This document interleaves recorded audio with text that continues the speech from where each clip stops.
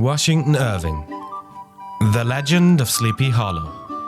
Read by Lucas Muth. Found among the papers of the late Dietrich Knickerbocker.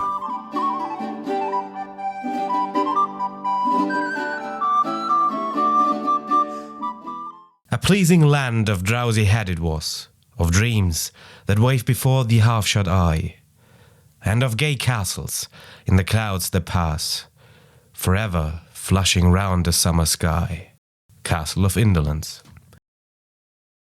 In the bosom of one of those spacious coves which intend the eastern shore of the Hudson, at that broad expansion of the river denominated by the ancient Dutch navigators the Tappan Sea, and where they always prudently shortened sail and implored the protection of St. Nicholas when they crossed, there lies a small market town or rural port, which by some is called Greensburg, but which is more generally and properly known by the name of Tarrytown. This name was given, we are told, in former days by the good housewives of the adjacent country, from the inveterate propensity of their husbands to linger about the village tavern on market days. Be that as it may, I do not vouch for the fact, but merely advert to it, for the sake of being precise and authentic. Not far from this village, perhaps about 2 miles, there is a little valley, or rather lap of land, among high hills, which is one of the quietest places in the whole world. A small brook glides through it, which just murmur enough to lull one to repose, and the occasional whistle of a quail, or tapping of a woodpecker, is almost the only sound that ever breaks in upon the uniform tranquillity. I recollect that, when a stripling, my first exploit in squirrel shooting was in a grove of tall walnut trees that shades one side of the valley. I had wandered into it at noontime, when all nature is peculiarly quiet, and was startled by a roar of my own gun, as it broke the Sabbath stillness around, and was prolonged and reverberated by the angry echoes. If ever I should wish for a retreat, whither I might steal from the world and its distractions, and dream quietly away the remnant of a troubled life, I know of none more promising than this little valley. From the listless repose of the place and the peculiar character of its inhabitants, who are descendants from the original Dutch settlers, the sequestered glen has long been known by the name of Sleepy Hollow, and its rustic lads are called the Sleepy Hollow Boys throughout the neighboring country. A drowsy, dreamy influence seems to hang over the land and to pervade the very atmosphere. Some say that the place was bewitched by a high German doctor during the early days of the settlement. Others, that an old Indian chief, the prophet or wizard of his tribe, held his powwows there before the country was discovered by Master Hendrik Hudson. Certain it is, the place still continues under the sway of some witching power that holds a spell over the minds of the good people, causing them to walk in a continual reverie. They are given to all kinds of marvelous beliefs, are subject to trances and visions, and frequently see strange sights, and hear music and voices in the air. The whole neighborhood arounds with local tales, haunted spots, and twilight superstitions. Stars shoot and meteors glare oftener across the valley than in any other part of the country, and the nightmare, with the whole ninefold, seems to make it the favorite scene of her gambols.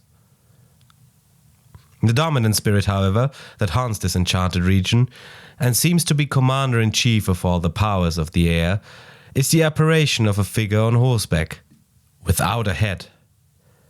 It is said by some to be the ghost of a Hessian trooper, whose head had been carried away by a cannonball in some nameless battle during the Revolutionary War, and who is ever and anon seen by the country folk hurrying along in the gloom of night, as if on the wings of the wind.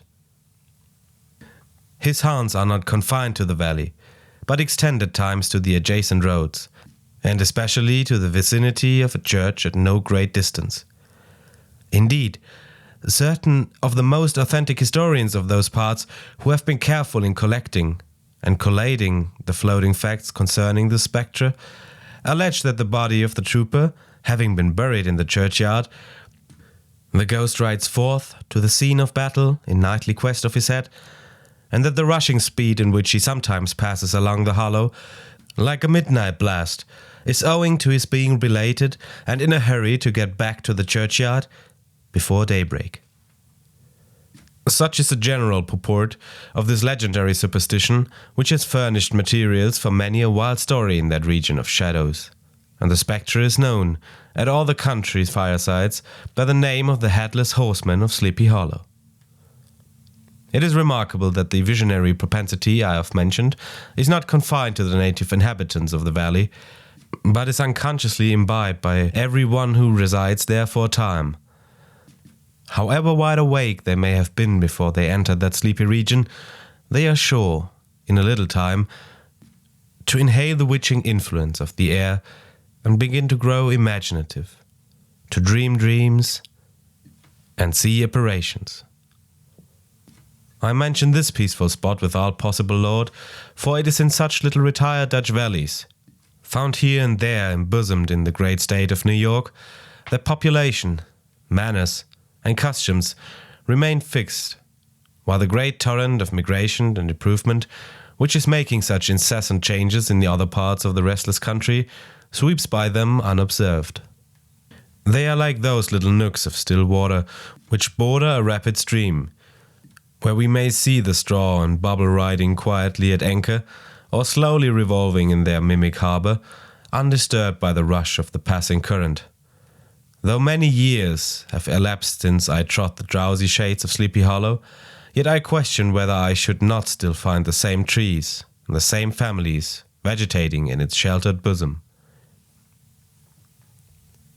In this birthplace of nature, there abode, in a remote period of American history, that is to say, some 30 years since, a worthy wight of the name of Ichabod Crane, who sojourned, or, as he expressed it, tarried in Sleepy Hollow for the purpose of instructing the children of the vicinity. He was a native of Connecticut, a state which supplies the Union with pioneers of the mind as well as of the forest, and sends forth yearly its legions of frontier woodmen and country schoolmasters. The cognomen of Crane was not inapplicable to his person. He was tall, but exceedingly lank, with narrow shoulders, long arms and legs, hands that dangled a mile out of the sleeves, feet that might have served for shovels, and his whole frame most loosely hung together.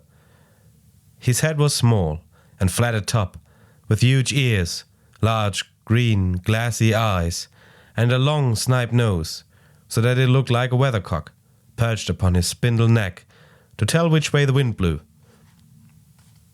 To see him striding along the profile of a hill on a windy day, with his clothes bagging and fluttering about him, one might have mistaken him for the genius of famine descending upon the earth, or some scarecrow eloped from the cornfield. His schoolhouse was a low building of one large room, rudely constructed of logs, the windows partly glazed and partly patched with leaves of old copybooks. It was most ingeniously secured at vacant hours by a withe twisted in the handle of the door, and stakes set against the window shutters, so that, though a thief might get in with perfect ease, he would find some embarrassment in getting out.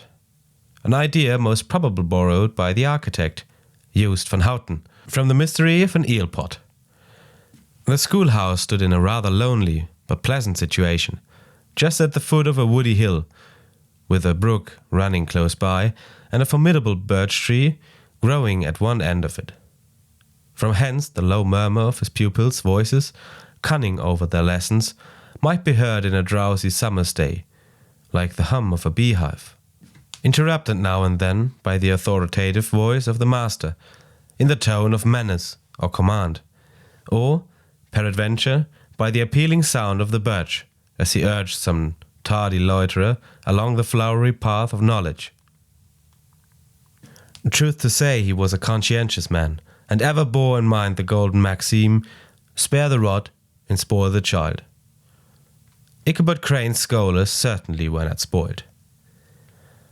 I would not have it imagined, however, that he was one of those cruel potentates of the school who joined the smart of their subjects.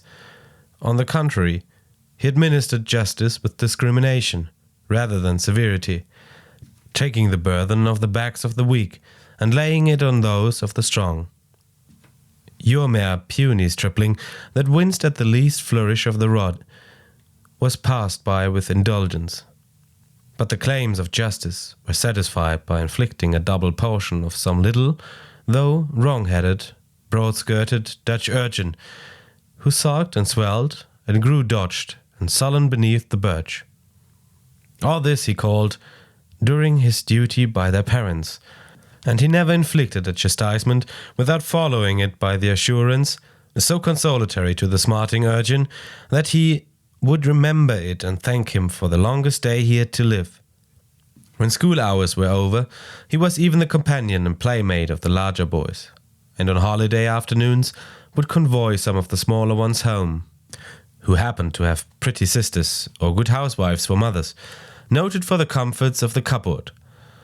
Indeed, it behooved him to keep on good terms with his pupils. The revenue rising from his school was small, would have been scarcely sufficient to furnish him with a daily bread, for he was a huge feeder, and though lank, he had dilating powers of an anaconda. But to help out his maintenance, he was, according to country custom in those parts, boarded and lodged at the houses of the farmers, whose children he instructed. With these he lived successively a week at a time, thus going the rounds of the neighbourhood, that all this might not be too onerous on the purses of his rustic patrons, who are apt to consider the costs of schooling a grievous burden, and schoolmasters as mere drones. He had various ways of rendering himself both useful and agreeable. He assisted the farmers occasionally in the lighter labours of their farms, helped to make hay, mended the fences, took the horses to water, drove the cows from pasture, and cut wood for the winter fire. He laid aside, too, all the dominant dignity and absolute sway with which he lorded it in his little empire, the school, and became wonderfully gentle and ingratiating. He found favour in the eyes of the mothers, by petting the children, particularly the youngest, and like the lion bold, which Willem so magnanimously the lamb did hold, he would sit with a child on one knee and rock a cradle with his foot for whole hours together. In addition to his other vocations, he was the singing master of the neighbourhood, and picking up many bright shillings by instructing the young folks in psalmody, it was a matter of no little vanity to him on Sundays to take his station in front of the church gallery with a band of chosen singers, where, in his own mind, he completely carried away the palm from the parson. Certain it is, his voice resounded far above all the rest of the congregation, and there are peculiar quavers still to be heard in that church, and which may even be heard half a mile off, quite to the opposite side of the mill pond, on a still Sunday morning, which are said to be legitimately descended from the nose of Ichabod Crane. Thus, by divers little makeshifts, in that ingenious way, which is commonly denominated by hook and by crook, the worthy pedagogue got on tolerably enough, and was thought, by all who understand nothing of the labour of head work, to have a wonderfully easy life of it. The schoolmaster is generally a man of some importance in the female circle of a rural neighbourhood, being considered a kind of idle gentleman-like personage, of vastly superior taste and accomplishments to the rough country swains, and, indeed, inferior in learning only to the parson. His appearance, therefore, is apt to occasion some little stir at the tea-table of a farmhouse, and the addition of a supernumerary dish of cakes or sweetmeats, or, peradventure, the parade of a silver teapot. Our man of letters, therefore, was peculiarly happy in the smiles of all the country damsels. How he would figure among them in the churchyard between services and Sundays, gathering grapes for them from the wild vines that overrun the surrounding trees, reciting for their amusement all the epitaphs on the tombstones, or sauntering with a whole bevy of them along the banks of the adjacent mill pond, while the more bashful country bumpkins hung sheepishly back, envying his superior elegance and address. From his half-itinerant life, also, he was a kind of travelling gazette, carrying the whole budget of local gossip from house to house, so that his appearance was always greeted with satisfaction. He was, moreover, esteemed by the woman as a man of great erudition, for he had read several books quite through, and was a perfect master of Cotton Mather's History of New England Witchcraft, in which, by the way, he most firmly and potently believed. He was in fact an odd mixture of small shrewdness and simple credulity. His appetite for the marvelous and his powers of digesting it were equally extraordinary, and both had been increased by his residence in the spellbound region. No tale was too gross or monstrous for his capacious swallow. It was often his delight, after his school was dismissed in the afternoon, to stretch himself on the rich bed of clover, bordering the little brook that whimpered by his schoolhouse, and there cun over old Mother's direful tales, until the gathering dusk of the evening made the printed page a mere mist before his eyes. Then, as he wended his way, by swamp and stream and awful woodland, to the farmhouse where he happened to be quartered, every sound of nature, at that witching hour, fluttered his excited imagination. The moan of the whippoorwill from the hillside, the boding cry of the tree-toad, that harbinger of storm, the dreary hooting of the screech-owl, or the sudden rustling in the thicket of birds frightened from their roost. The fireflies, too, which sparkled most vividly in the darkest places, now and then startled him, as one of uncommon brightness would stream across his path, and if, by chance, a huge blockhead of a beetle came winging his blundering flight against him, the poor varlet was ready to give up the ghost, with the idea that he was struck with a witch's token. His only resource on such occasions, either to drown thought or drive away evil spirits, was to sing psalm tunes. And the good people of Sleepy Hollow, as they sat by their doors of an evening, were often filled with awe at hearing his nasal melody, in linked sweetness long drawn out, floating from the distant hill or along the dusky road. Another of his sources of fearful pleasure was to pass long winter evenings with the old Dutch wives, as they sat spinning by the fire, with a row of apples roasting and spluttering along the hearth, and listen to their marvelous tales of ghosts and goblins, and haunted fields and haunted brooks, and haunted bridges and haunted houses, and particularly of the headless horseman, or galloping Hessian of the Hollow, as they sometimes called him. He would delight them equally by his anecdotes of witchcraft and of the direful omens and portentous sights and sounds in the air, which prevailed in the earlier times of Connecticut, and would frighten them woefully in speculations upon comets and shooting stars, and without the alarming fact that the world did absolutely turn around, and that they were half the time topsy-turvy. But if there was a pleasure in all this, while snugly cuddling in the chimney corner of a chamber, that was all of the ruddy glow from the crackling wood fire, and where, of course, no spectre dared to show its face, it was dearly purchased by the terrors of the subsequent walk homewards. What fearful shapes and shadows beset his path amidst the dim and ghastly glare of a snowy night! With what wistful look did he eye every trembling ray of light streaming across the waste fields from some distant window! How often was he appealed by some shrub covered with snow, which, like a sheeted spectre, beset his very path! How often did he shrink with curdling awe at the sound of his own steps on the frosty crust beneath his feet, and dread to look over his shoulder, lest he should behold some uncouth being tramping close behind him! And how often was he thrown into complete dismay by some rushing blast, howling among the trees, in the idea that it was a galloping Hessian on one of his nightly scourings. All these, however, were mere terrors of the night, phantoms of the mind that walk in darkness.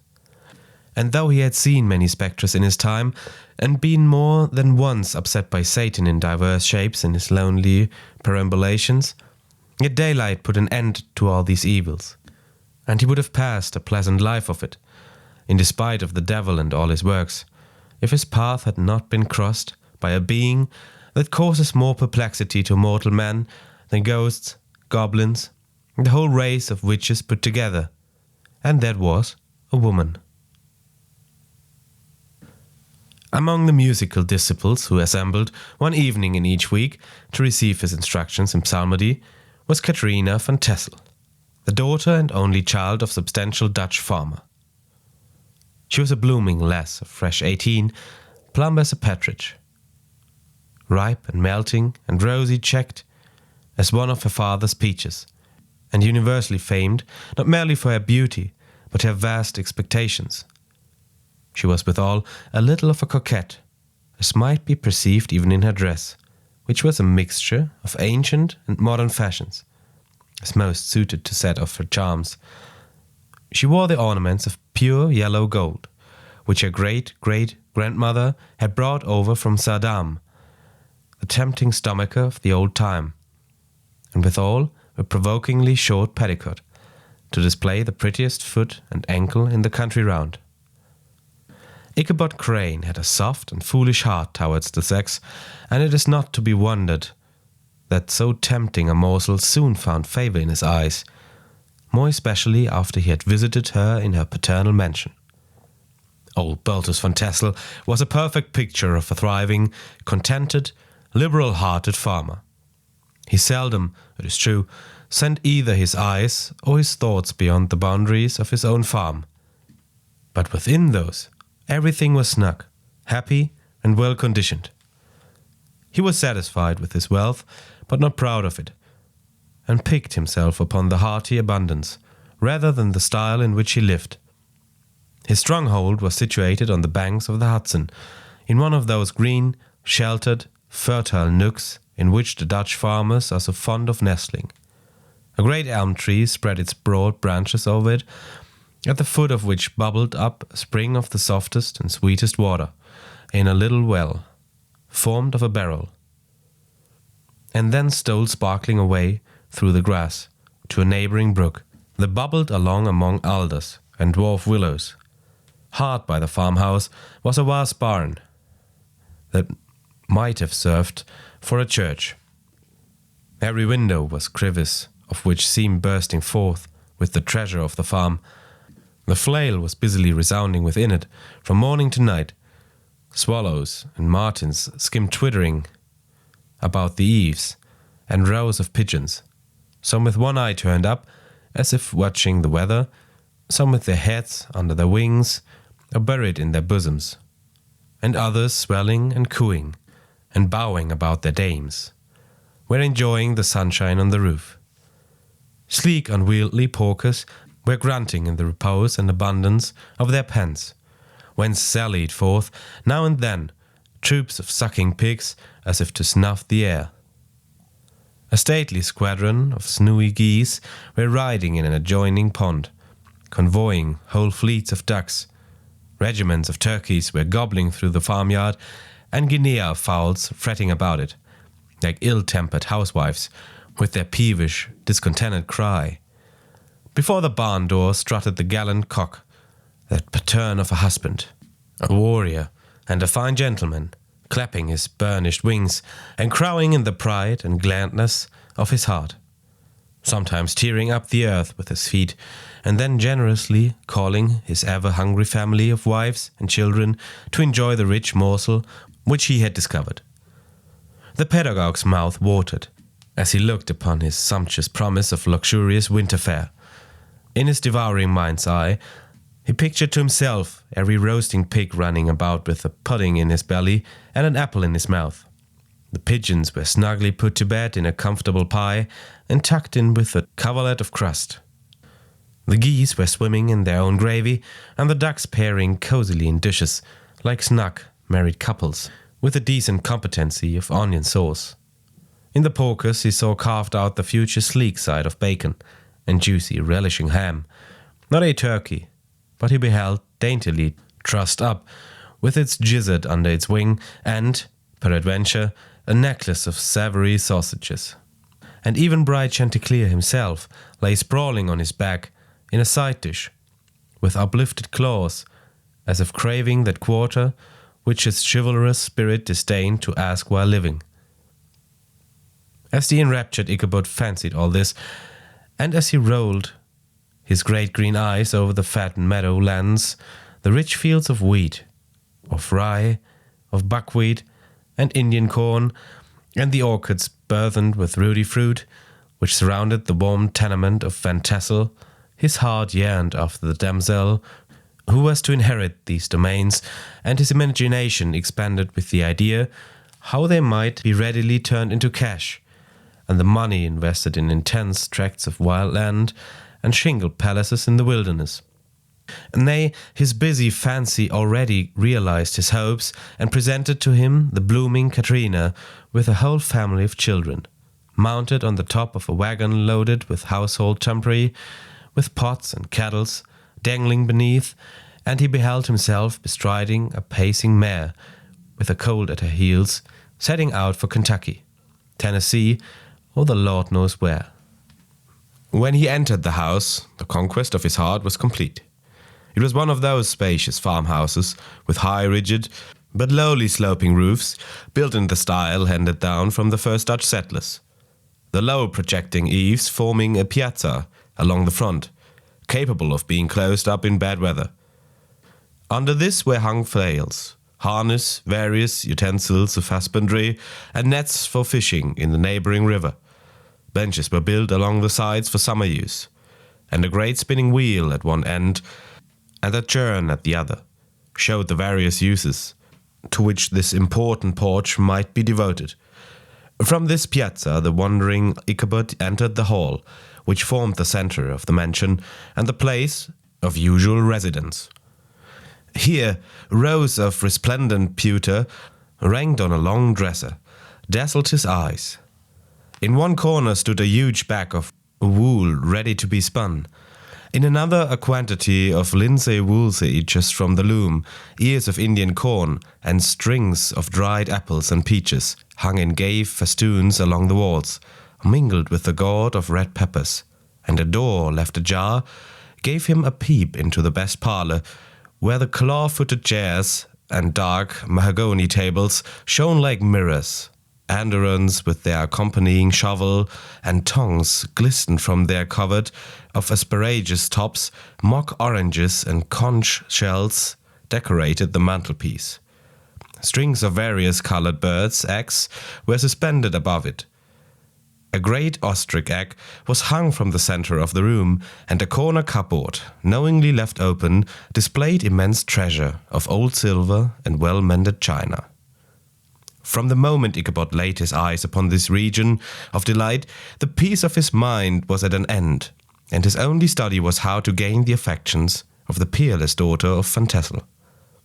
In this enterprise, however, he had more real difficulties than generally fell to the lot of a knight-errant of yore, who seldom had anything but giants, enchanters, fiery dragons, and such easily conquered adversaries to contend with, and had to make his way merrily through gates of iron and brass, and walls of adamant. To the castle keep, where the lady of his heart was confined, all which he achieved as easily as a man would carve his way to the center of Christmas pie, and then the lady gave him her hand as a matter of course. Ichabod, on the contrary, had to win his way to the heart of a country coquette, beset with a labyrinth of whims and caprices, which were forever presenting new difficulties and impediments, and he had to encounter a host of fearful adversaries of real flesh and blood.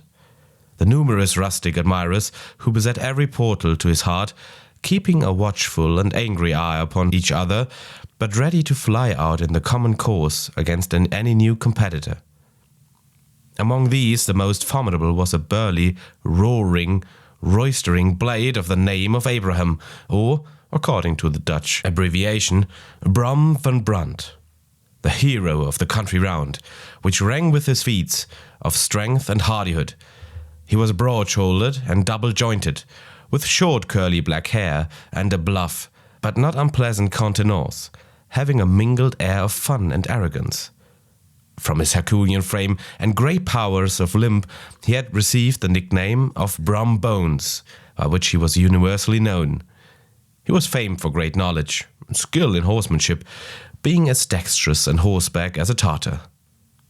He was foremost at all races and cockfights, and, with the ascendancy with which bodily strength acquires in rustic life, was the umpire in all disputes, setting his hat on one side and giving his decisions with an air and tone admitting of no gainsay or appeal.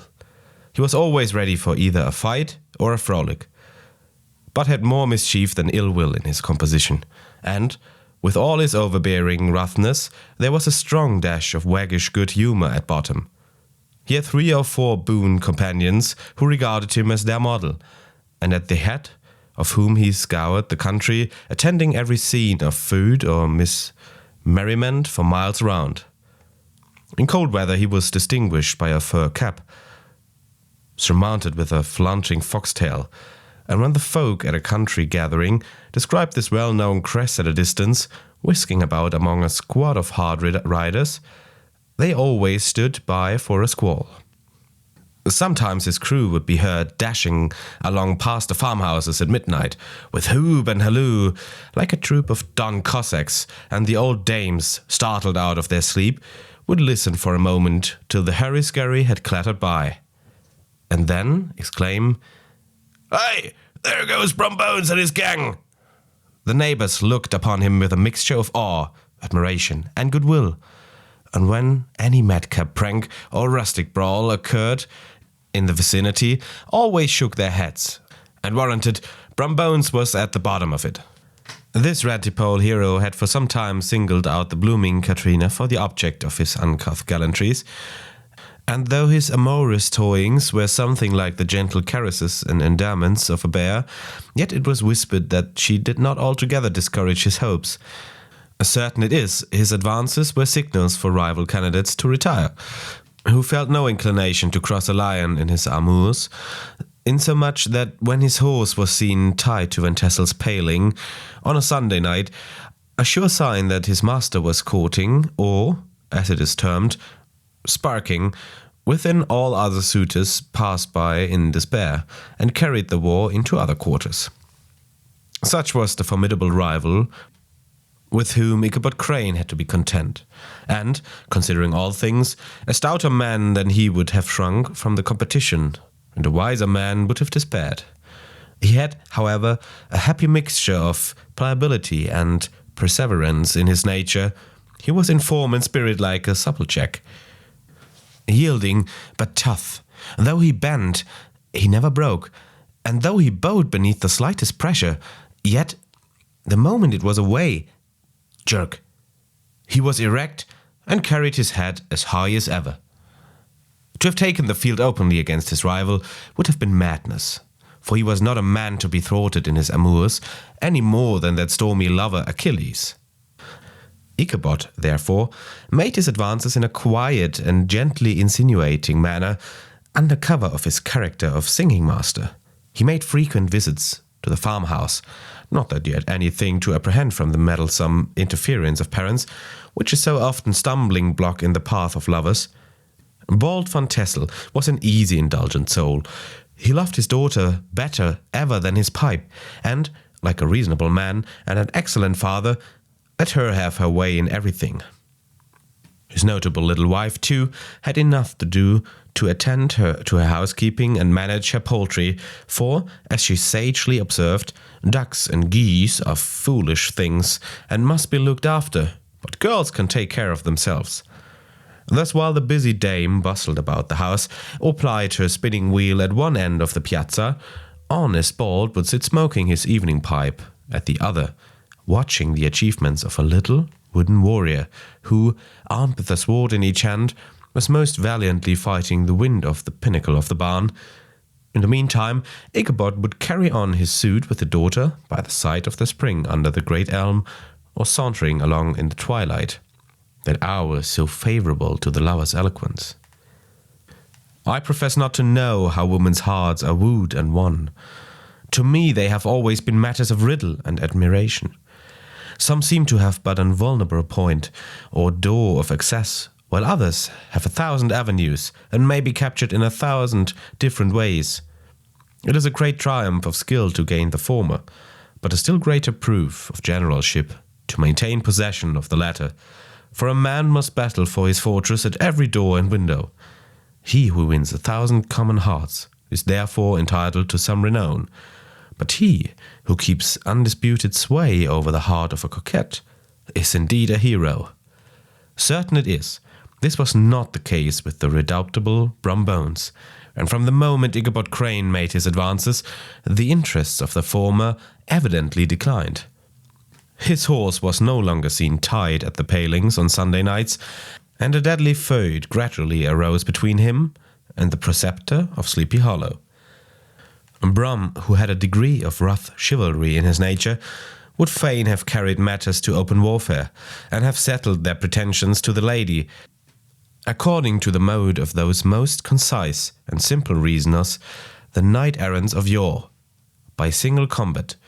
But Ichabod was too conscious of the superior might of his adversary to enter the lists against him.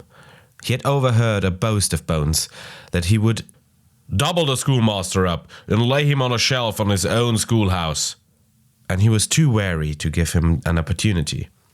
There was something extremely provoking in this obstinately pacific system. It left Brum no alternative but to draw upon the funds of rustic waggery in his disposition, and to play off boorish practical jokes upon his rival. Ichabod became the object of whimsical persecution to Bones and his gang of rough riders. They harried his hitherto peaceful domains, smoked out his singing school by stopping up the chimney, broke into the schoolhouse at night, in spite of its formidable fastening of withy and window stakes, and turned everything topsy-turvy, so that the poor schoolmasters began to think all the witches in the country held their meetings there. But what was still more annoying, Brum took all opportunities of turning him into ridicule in presence of his mistress, and had a scoundrel dog whom he taught to whine in the most ludicrous manner and introduce as a rival of Ichabod's to instruct her in psalmody. In this way matters went on for some time, without producing any material effect on the relative situation of the contending powers. On a fine autumnal afternoon, Ichabod, in pensive mood, sat enthroned on the lofty stool whence he usually watched all the concerns of his little literary realm. In his hand he swayed a ferule, that sceptre of despotic power. The birch of justice reposed on 3 nails behind the throne, a constant terror to evildoers, while on the desk before him might be seen sundry contraband articles and prohibited weapons, detected upon the persons of idle urchins, such as half-munched apples, pop-guns, whirligigs, fly-cages, and whole legions of rampant little gamecocks. Apparently there had been some appalling act of justice recently inflicted, for his scholars were all busily intent upon their books, or slyly whispering behind them, with one eye kept upon the master, and a kind of buzzing stillness reigned throughout the schoolroom. It was suddenly interrupted by the appearance of a negro, in tow-cloth jacket and trousers, a round-crowned fragment of a head like the cap of Mercury, and mounted on the back of a ragged, wild, half-broken colt, which he managed with a rope by way of halter. He came clattering up to the school door with an invitation to Ichabod to attend a merrymaking, or quilting frolic, to be held that evening at Mynheer Van Tassel's.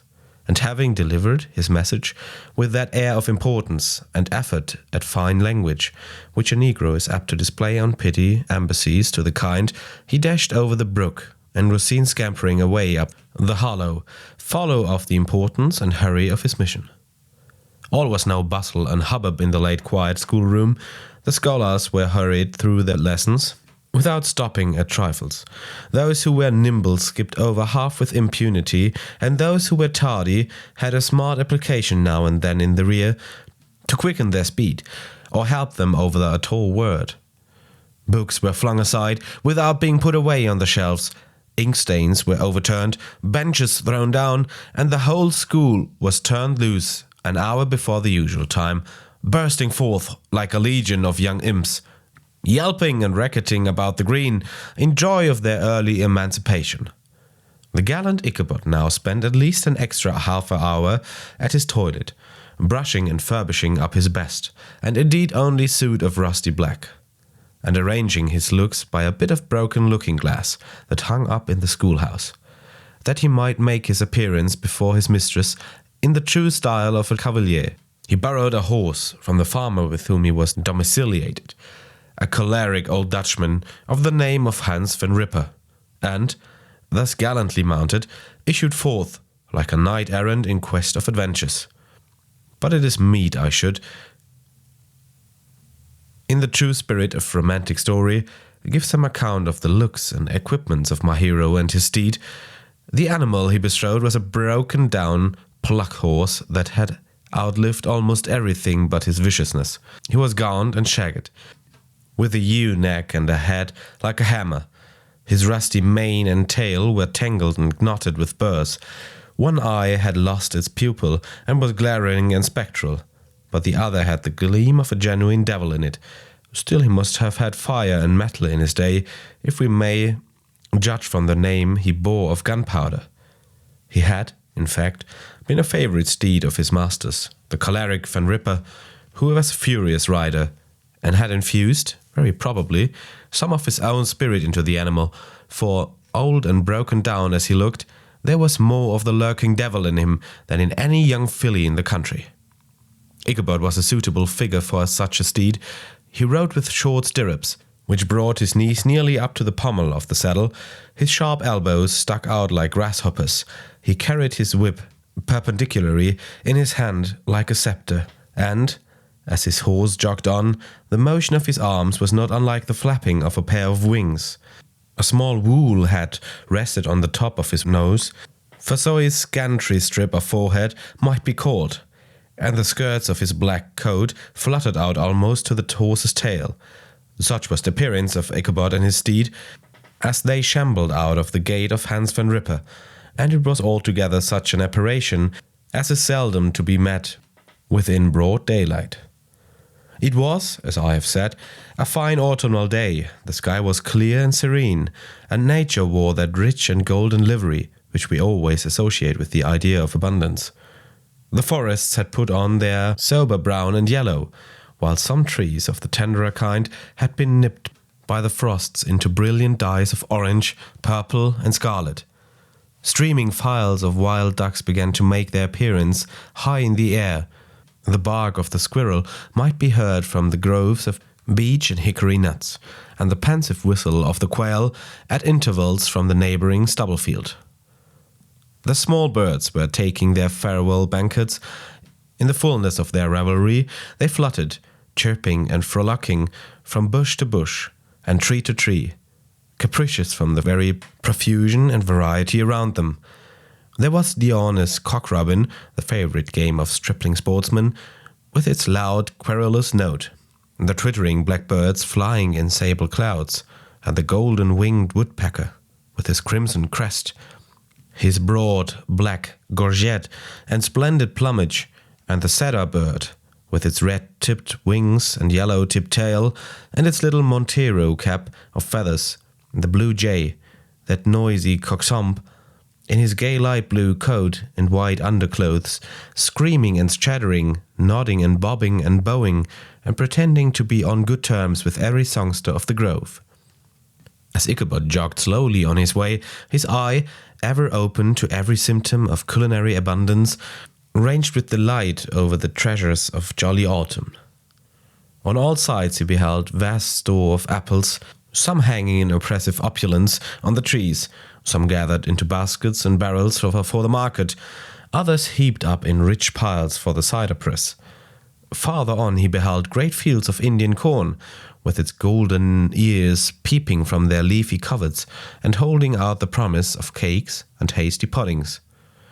The yellow pumpkins lying beneath them, turning up their fair round bellies to the sun, and giving ample prospects of the most luxurious of pies. And anon he passed the fragrant buckwheat fields, breathing the odour of the beehive, and as he beheld them, soft anticipations stole over his mind of dainty slapjacks, well buttered and garnished with honey or treacle by the delicate little dimplet hand of Katerina van Tassel.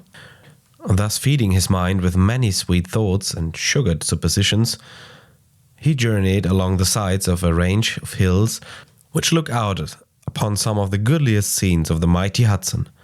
The sun gradually wheeled his broad disk down into the west. The white bosom of the Tappan Zee lay motionless and glazy, excepting that here and there are gentle undulations waved and prolonged to the blue shadow of the distant mountain. A few ember clouds floated in the sky without a breath of air to move them. The horizon was of a fine golden tint, changing gradually into a pure apple green, and from that into the deep blue of the mid-heaven.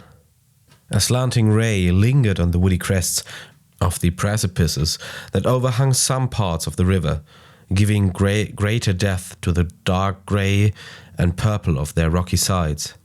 A sloop was loitering in the distance, dropping slowly down with the tide, her sail hanging uselessly against the mast, and as the reflection of the sky gleamed along the still water, it seemed as if the vessel was suspended in the air. It was toward evening that Ichabod arrived at the castle of the Herf and Tassel, which he found thronged with the pride and flower of the adjacent country. Old farmers, a square leathern-faced race, in homespun coats and breeches, blue stockings and hued shoes, and magnificent pewter buckles, their brisk, withered little dames, in close-crimped caps, long-waisted short-guns, homespun petticoats, with scissor and pincushions, and gay calico pockets hanging on the outside. Buxom lasses, almost as antiquated as their mothers, except them wear a straw hat, a fine riband, or perhaps a white frock, gave symptoms of city innovation. The sons, in short square-skirted coats, with rows of stupendous brass buttons, and their hair generally queued in the fashion of the times, especially if they could procure an eel skin for the purpose, it being esteemed throughout the country as a potent nourisher and strengthener of the hair. Brumbones, however, was the hero of the scene, having come to the gathering on his favourite steed, Daredevil, a creature like himself, full of mettle and mischief, and which no one but himself could manage. He was, in fact, noted for preferring vicious animals, giving to all kinds of tricks, which kept the rider in constant risk of his neck, for he held a traceable well-broken horse as unworthy of a lad of spirit. Fain would I pause to dwell upon the world of charms that burst upon the enraptured gaze of my hero as he entered the state parlour of Van Tassel's mansion. Not those of the bevy of buxom lasses with their luxurious displays of red and white, but the ample charms of a genuine Dutch country tea-table in the sumptuous time of autumn. Such heaped-up platters of cakes of various and almost indescribable kinds, known only to experienced Dutch housewives. There was the doughty donut, the tenderer oly koek, and the crisp and crumbling cruller, sweet cakes and shortcakes, ginger cakes and honey cakes, and the whole family of cakes. And then there were apple pies and peach pies and pumpkin pies, besides slices of ham and smoked beef, and moreover delectable dishes of preserved plums and peaches, and pears and quinces, not to mention broiled shad and roasted chickens, together with bowls of milk and cream, all mingled higgledy-piggledy, pretty much as I have enumerated them, with the motherly teapot sending up its clouds of vapour from the midst. Heaven bless the mark! I want breath and time to discuss this banquet as it deserves, and am too eager to get on with my story. Happily Ichabod Crane was not in so great a hurry as his historian, but did ample justice to every dainty. He was a kind and thankful creature, whose heart dilated in proportion as his skin was filled with good cheer, and whose spirits rose with eating as some men's do with drink. He could not help, too, rolling his large eyes round him as he ate, and chuckling with the possibility that he might one day be lord of all this scene of almost unimaginable luxury and splendour. Then, he thought, how soon he'd turn his back upon the old schoolhouse, snap his finger in the face of Hans van Ripper and every other niggardly patron, and kick any iterant pedagogue out of the doors that should dare to call him comrade. Old Baltus Van Tassel moved about among his guests with a face dilated with content and good humour, round and jolly as the harvest moon. His hospitable attentions were brief, but expressive, being confined to a shake of the hand, a slap on the shoulder, a good laugh, and a pressing invitation to fall to and help themselves. And now the sound of the music from the common room or hall summoned to the dance. The musician was an old grey-headed Negro who had been the itinerant orchestra of the neighborhood for more than half a century. His instrument was as old and battered as himself. The greater part of the time he scraped on 2 or 3 strings, accompanying every movement of the bow with a motion of the head, bowing almost to the ground and stamping with his foot whenever a fresh couple were to start. Ichabod prided himself upon his dancing as much as upon his vocal powers. Not a limp, not a fibre about him was idle, and to have seen his loosely hung frame in full motion and clattering about the room, you would have thought St. Vitus himself, the blessed patron of the dance, was figuring before you in person. He was the admiration of all the Negroes, who, having gathered, of all ages and sizes, from the farm and the neighborhood, stood forming a pyramid of shining black faces at every door and window, gazing with delight at the scene, rolling their white eyeballs, and showing grinning rows of ivory from ear to ear. How could the flogger of urchins be otherwise than animated and joyous? The lady of his heart was his partner in the dance, and smiling graciously in reply to all his amorous oglings, while Brombones, sorely smitten with love and jealousy, sat brooding by himself in one corner. When the dance was at an end, Ichabod was attracted to a knot of the sager folks, who, with old Van Tassel, sat smoking at one end of the piazza, gossiping over former times and drawing out long stories about the war.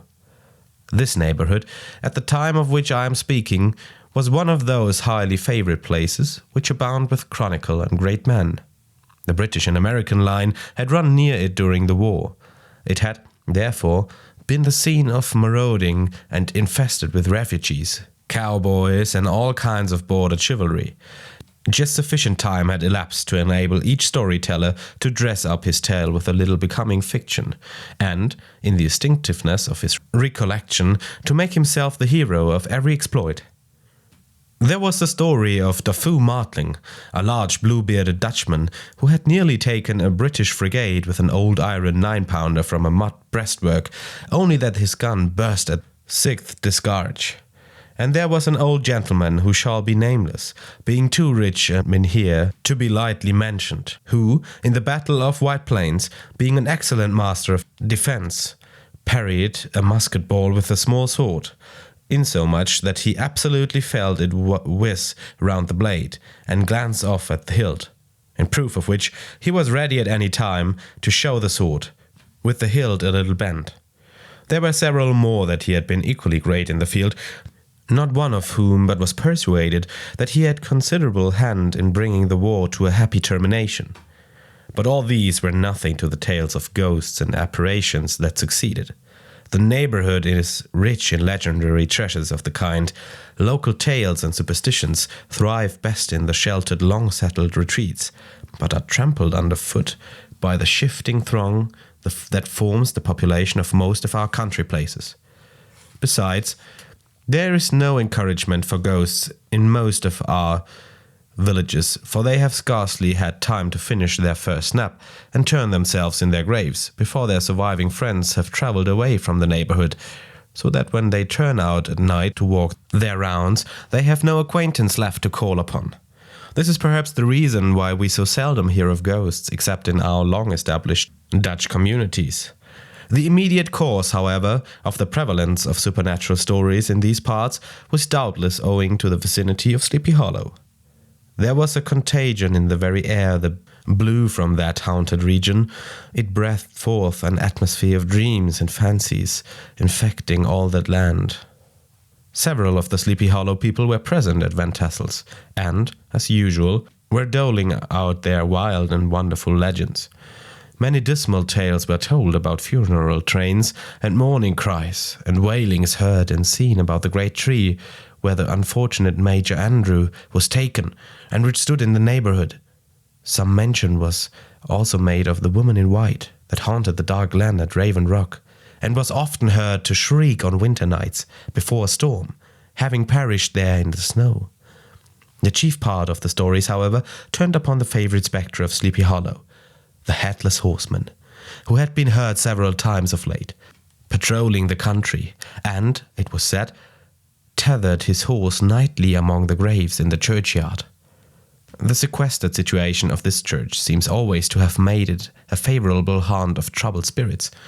It stands on a knoll, surrounded by locust trees and lofty elms, from among which its decent whitewashed walls shine modestly forth, like Christian purity, beaming through the shades of retirement.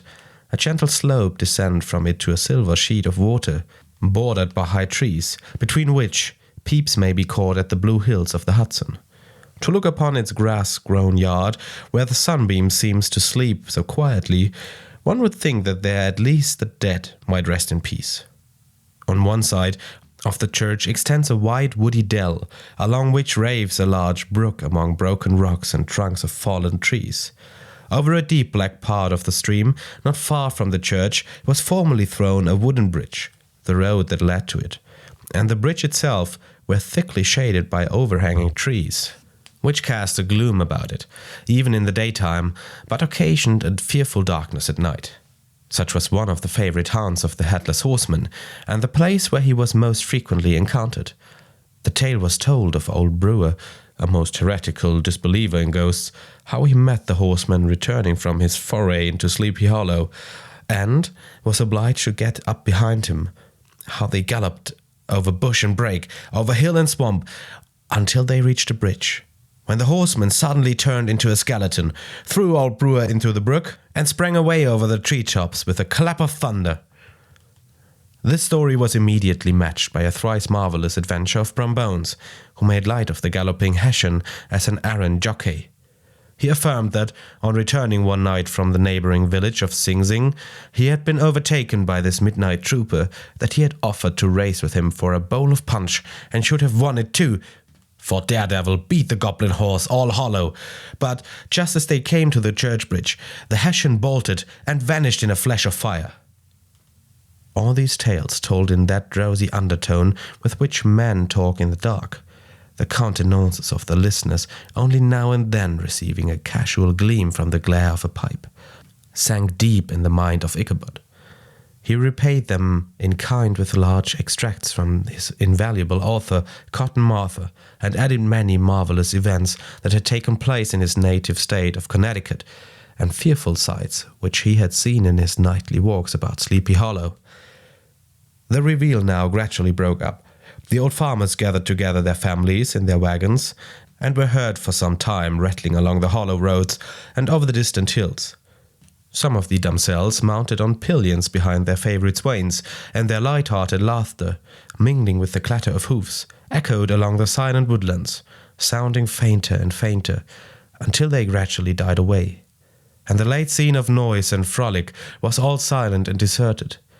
Ichabod only lingered behind, according to the custom of country lovers, to have a tete-a-tete with their heiress, fully convinced that he was now on a high road to success. What passed at this interview I will not pretend to say, for in fact I do not know. Something, however, I fear me, must have gone wrong, for he certainly sallied forth, after no very great interval, with an air quite desolate and chopfallen. Oh, these women! These women! Could that girl have been playing off any of her coquettish tricks? Was her encouragement of the poor pedagogue all a mere sham to secure her conquest of his rival? Heaven only knows, not I. Let it suffice to say, Ichabod stole forth with the air of one who had been sacking a hen roost rather than a fair lady's heart, without looking to the right or left to notice the scene of rural wealth on which he had so often gloated. He went straight to the stable, and with several hearty cuffs and kicks, roused his steed most uncourteously from the comfortable quarters in which he was soundly sleeping, dreaming of mountains of corn and oats, and whole valleys of timothy and clover. It was the very witching time of night that Ichabod, heavy-hearted and crestfallen, pursued his travel homewards, along the sides of the lofty hills, which rise above Tarrytown, and which he had traversed so cheerily in the afternoon. The hour was as dismal as himself. Far below him, the Tappan Sea spread its dusky and indistinct waste of waters, with here and there the tall mast of a sloop riding quietly at anchor under the land. In the dead hush of midnight, he could even hear the barking of the watchdog from the opposite shore of the Hudson. But it was so vague and faint as only to give an idea of his distance from this faithful companion of man. Now and then, too, the long-drawn crowing of a cock, accidentally awakened, would sound far, far off, from some farmhouse away among the hills. But it was like a dreaming sound in his ear. No sign of life occurred near him, but occasionally the melancholy chirp of a cricket, or perhaps the guttural twang of a bullfrog from a neighboring marsh, as if sleeping uncomfortably and turning suddenly in his bed. All the stories of ghosts and goblins that he had heard in the afternoon now came crowding upon his recollection. The night grew darker and darker. The stars seemed to sink deeper in the sky, and driving clouds occasionally hid them from his sight. He had never felt so lonely and dismal. He was, moreover, approaching the very place where many of the scenes of the ghost stories had been laid.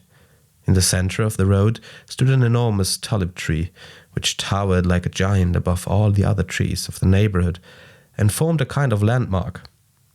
Its limbs were gnarled and fantastic, large enough to form trunks for ordinary trees, twisting down almost to the earth and rising again into the air.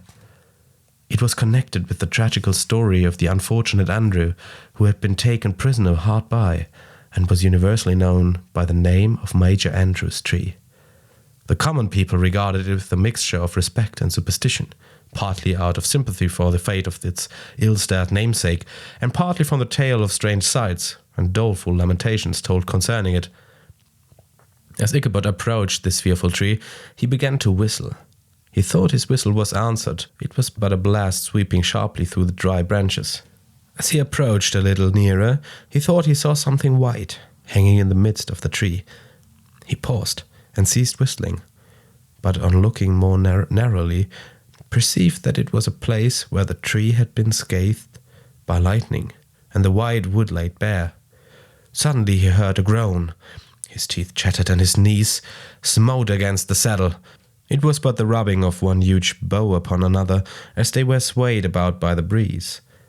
He passed the tree in safety, but new perils lay before him. About 200 yards from the tree, a small brook crossed the road and ran into a marshy and thickly wooded glen, known by the name of Willie's Swamp. A few rough logs, laid side by side, served for a bridge over this stream. On that side of the road, where the brook entered the wood, a group of oaks and chestnuts, matted thick with the wild grapevines, threw a cavernous gloom over it. To pass this bridge was the severest trial. It was at this identical spot that the unfortunate Andrew was captured, and under the covert of those chestnuts and vines were the sturdy yeomen concealed who surprised him. This has ever since been considered a haunted stream, and fearful are the feelings of the schoolboy who has to pass it alone after dark. As he approached the stream, his heart began to thump.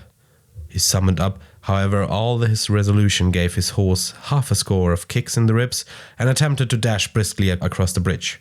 But instead of starting forward, the perverse old animal made a lateral movement and ran broadside against the fence. Ichabod, whose fears increased with the delay, jerked the reins on the other side and kicked lustily with the contrary foot. It was all in vain. His steed started, it is true, but it was only to plunge to the opposite side of the road into a thicket of brambles and elder bushes. The schoolmaster now bestowed both whip and heel upon the starveling ribs of old Gunpowder, who dashed forward, snuffling and snorting, but came to a stand just by the bridge. With a suddenness that had nearly sent his rider sprawling over his head, just at this moment a plashy tramp by the side of the bridge caught the sensitive ear of Ichabod. In the dark shadow of the grove, on the margin of the brook, he beheld something huge, misshapen, black and towering. It stirred not, but seemed gathered up in the gloom, like some gigantic monster ready to spring upon the traveller. The hair of the affrighted pedagogue rose upon his head with terror. What was to be done? To turn and fly was now too late, and besides, what chance was there of escaping ghost or goblin, if such it was, which could ride upon the wings of the wind? Summoning up, therefore, a show of courage, he demanded in stammering accent, Who are you?" He received no reply. He repeated his demand in a still more agitated voice. Still there was no answer. Once more he cudgelled the sides of the inflexible gunpowder, and, shutting his eyes, broke forth with involuntarily fervour into a psalm tune. Just then the shadowy object of alarm put itself in motion, and, with a scramble and a bound, stood at once in the middle of the road. Though the night was dark and dismal, yet the form of the unknown might now in some degree be ascertained. He appeared to be a horseman of large dimensions, and mounted on a black horse of powerful frame. He made no offer of molestation or sociability, but kept aloof on one side of the road, jogging along on the blind side of old Gunpowder, who had now got over his fright and waywardness. Ichabod, who had no relish for this strange midnight companion, and bethought himself of the adventure of Brum Bones with the galloping Hessian, now quickened his steed in hopes of leaving him behind. The stranger, however, quickened his horse to an equal pace. Ichabod pulled up and fell into a walk. Thinking to lag behind, the other did the same. His heart began to sink within him. He endeavoured to resume his psalm tune, but his parched tongue clove to the roof of his mouth, and he could not utter a stave. There was something in the moody and dogged silence of this pertinacious companion that was mysterious and appalling. It was soon fearfully accounted for. On mounting a rising ground, which brought the figure of his fellow traveller in relief against the sky, gigantic in height and muffled in a cloak, Ichabod was horror-struck on perceiving that he was headless. But his horror was still more increased on observing that the head, which should have rested on his shoulders, was carried before him on the pommel of the saddle. His terror rose to desperation. He rained a shower of kicks and blows upon Gunpowder, hoping, by a sudden movement, to give his companion the slip, but the spectre started full jump with him. Away then they dashed, through thick and thin, stones flying and sparks flashing at every bound. Ichabod's flimsy garments fluttered in the air as he stretched his long, lank body away over his horse's head in the eagerness of his flight. They had now reached the road which turns off to Sleepy Hollow, but Gunpowder, who seemed possessed with a demon, instead of keeping up it, made an opposite turn and plunged headlong down the hill to the left. This road leads through a sandy hollow, shaded by trees for about a quarter of a mile, where it crosses the bridge famous in goblin story, and just beyond swells the green knoll on which stands the whitewashed church. As yet the panic of the steed had given his unskilful rider an apparent advantage in the chase, but just as he had got halfway through the hollow, the girths of the saddle gave way, and he felt it slipping from under him. He seized it by the pommel and endeavoured to hold it firm, but in vain, and had just time to save himself by clasping old Gunpowder round the neck, when the saddle fell to the earth, and he heard it tremble underfoot by his pursuer. For a moment the terror of Hans van Ripper's wrath passed across his mind, for it was his Sunday saddle, but this was no time for petty fears. The goblin was hard on his haunches, and, unskilful rider that he was, he had much ado to maintain his seat, sometimes slipping on one side, sometimes on another, and sometimes jolted on the high ridge of his horse's backbone, with a violence that he verily feared would cleave him asunder. An opening in the trees now cheered him with the hopes that the church bridge was at hand. The wavering reflection of a silver star in the bosom of the brook told him that he was not mistaken. He saw the walls of the church dimly glaring under the trees beyond. He recollected the place where Brum Bones' ghostly competitor had disappeared. "If I can but reach that bridge," thought Ichabod, "I am safe." Just then he heard the black steed panting and blowing close behind him.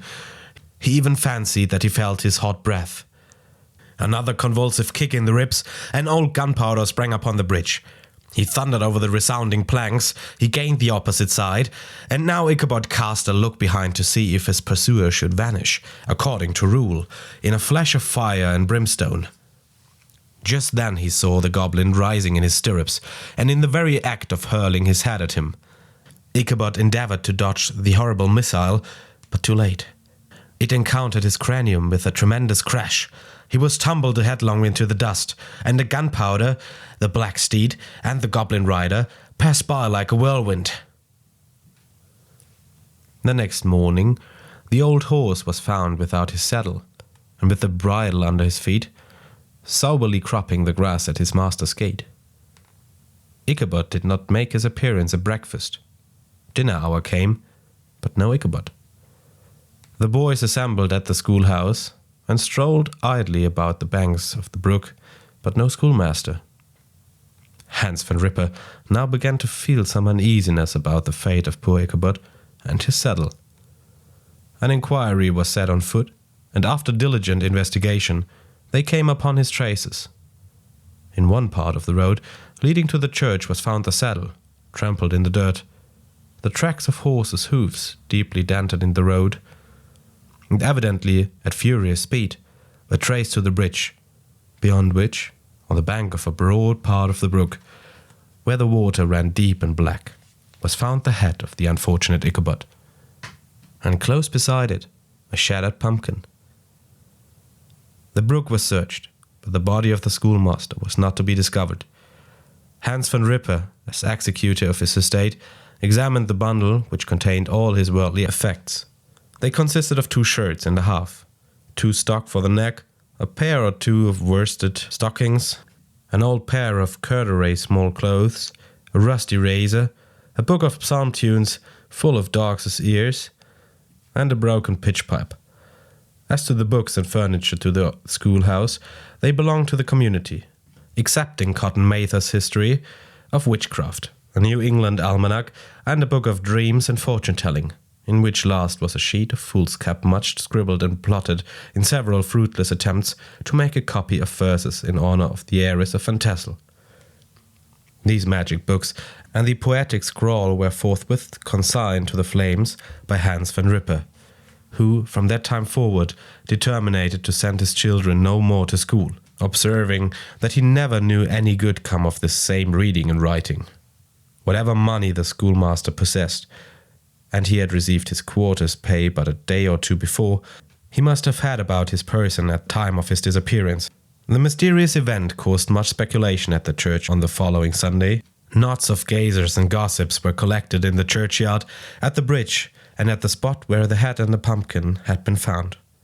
The stories of Brewer, of Bones, and a whole budget of others were called to mind, and when they had diligently considered them all and compared them with the symptoms of the present case, they shook their heads and came to the conclusion that Ichabod had been carried off by the galloping Hessian. As he was a bachelor and in nobody's debt, nobody troubled his head any more about him. The school was removed to a different quarter of the hollow, and another pedagogue reigned in his stead.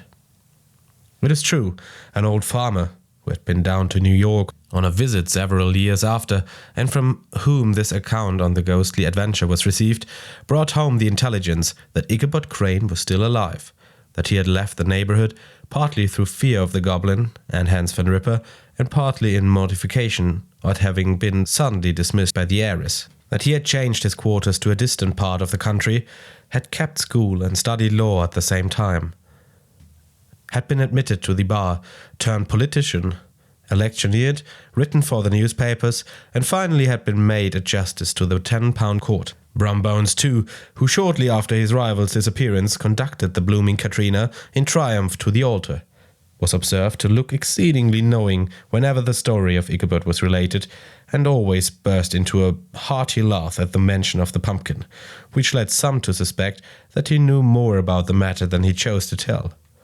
The old country wives, however, who are the best judges of these matters, maintain to this day that Ichabod was spirited away by supernatural means, and it is a favourite story often told about the neighbourhood round the winter evening fire.